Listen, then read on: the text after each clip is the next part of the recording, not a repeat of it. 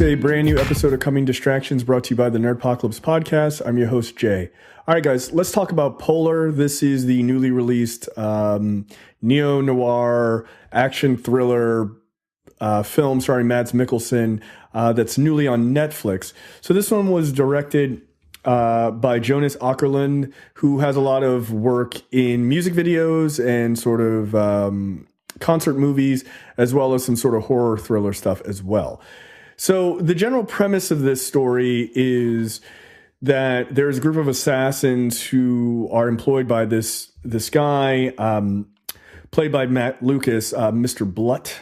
And he has a rule that once you reach 50 years old, you have to retire so that you can have always sort of young-ish assassins. Mads Mikkelsen is reaching the age of 50 in 2 weeks when the movie starts. And we start to realize that Mr. Blut is killing people who, his assassins, once they newly retire, so that he doesn't have to kind of pay out the money that he owes them. So in this movie, Mads Mikkelsen goes by, his name is Duncan, but he goes by, his code name is the Black Kaiser. And again, he's retiring, so he's owed $8 million in 2 weeks. And then as those 2 weeks creep up, Mr. Blut basically tries to have him killed.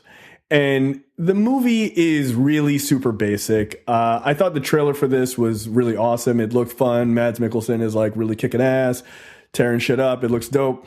What the movie actually is a movie that could not care any less about being extremely violent. And it was awesome. I loved it. It's a fun watch. It gets a little slow in the middle for maybe about 20 to 30 minutes.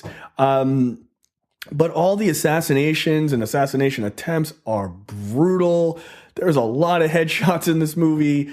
Vaness Hudgens is in this film. She plays Mads Mikkelsen's neighbor. They live in like a remote part of Montana. And she's just an innocent bystander, basically, who gets kind of wrapped up into all of this. And when I tell you that the violence is satisfying, if that's what you're into, if you know Matt Mikkelsen's past films, I haven't seen a movie this violent with him in it since Valhalla Rising. So there you go. That gives you an indication if you've ever seen that film. Again, like a lot of people get shot with sniper rifles and up close hand-to-hand combat and getting hit with axes and all sorts of stuff. There's a torture scene that is incredibly brutal.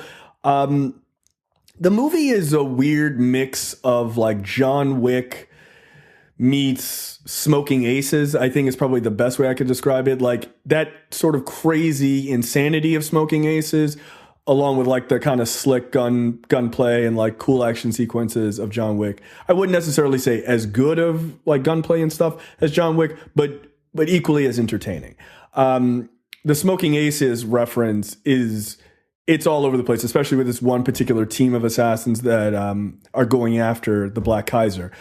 Look, it's not an amazing film. It's not a bad film. It's kind of solidly above average.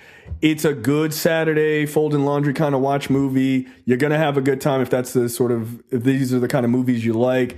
I'll say there's a sort of an escape sequence featuring Mads Mikkelsen. That's completely badass. Like, it's great.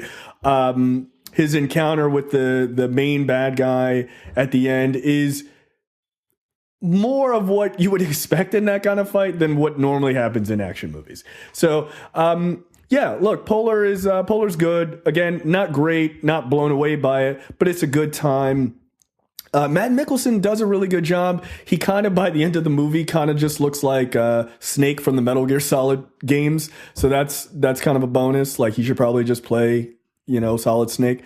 But yeah, it's good. I like to see Mads Mikkelsen in more action roles. He can deliver, drama, because there is a little bit of drama in this, but it's nothing too particularly heavy that drags the movie down. I think the part in the middle that I'm talking about that drags it down isn't so much because it's a drama. It's just, I don't know. It was just kind of like you were just kind of spinning your wheels, just waiting for the action sequences, because all the action sequences and all the other characters, including Katheryn Winnick, who plays, she's in that show Vikings.